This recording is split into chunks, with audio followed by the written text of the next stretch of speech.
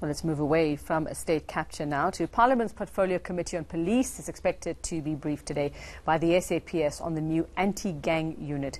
Police will also brief MPs on lifestyle audits and the vetting of officials in a bid to root out corruption. eNCA's Annika Larsen already out and about at Parliament for us this morning. Annika, a very good morning to you. Before we talk about the anti-gang unit, let's talk about these SAPS lifestyle audits and vetting processes. Who was being audited, who was being vetted, and why? Good morning, Uveka. Yes, capture of a different kind, I suppose. It's the new police commissioner, relatively new, still Tole, saying he was going to introduce sweeping reforms after we'd had police commissioner after police commissioner.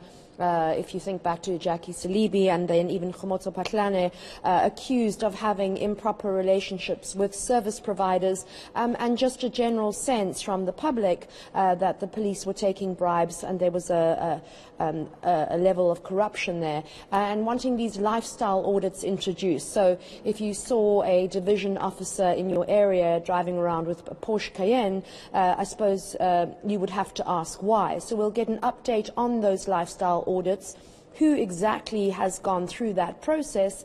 And certainly in terms of the government lifestyle audit that was promised earlier this year, not much has happened.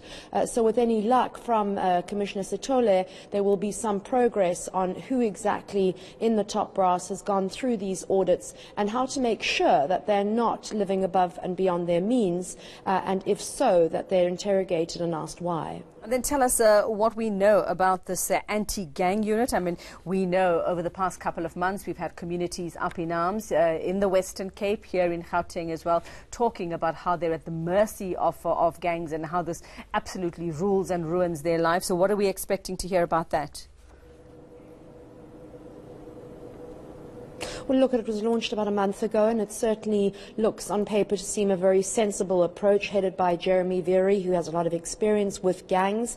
It has about 95 members, and they're really going for more of an Al Capone approach.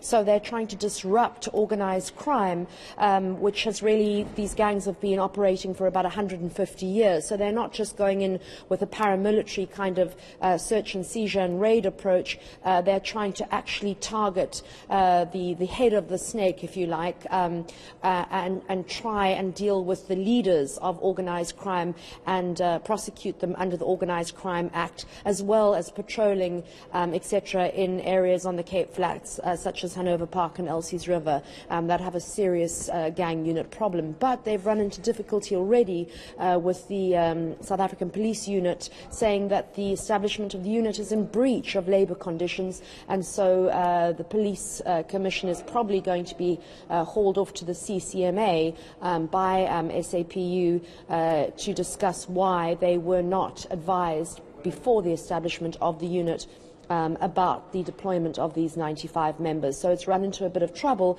but hopefully we'll hear some success stories too. All right, and let's just move away from what's happening with police today and what we're expecting, Annika. Any updates on VBS and Steinhoff? I mean, those are two things we've been keeping an eye on, and they seem to have fallen below the radar for a bit. What do we know about what's happening, especially when it comes to the parliamentary processes also? Well, I want to know more, Uveka, and I think it'll be an opportunity where we can hopefully discuss. The Hawks are appearing not only this morning, but they'll appear tonight with the Special Investigations Unit before the Standing Committee on Public Accounts on their high-profile cases. But I'll certainly be asking what the status quo is with those VBS investigations. The report by Advocate Terry Matau certainly gave the Commercial Crimes Unit an into the money trail and should have given them a proper head start in terms of forensic investigations. And Steinhoff is receiving, the Steinhoff company itself is receiving a major report that goes across 30 jurisdictions by PwC very soon in December. And so there should be some sort of assistance to the Hawks and their forensic investigations team, which I believe that they are probably having to outsource in terms of starting to work on Steinhoff, because as far as I know, nothing has happened with either of those cases in terms of actual physical arrests. Thanks very much, Annika Larsen. She'll get us those answers, I have no doubt. She's outside Parliament already. Thanks very much for your time this morning. Well,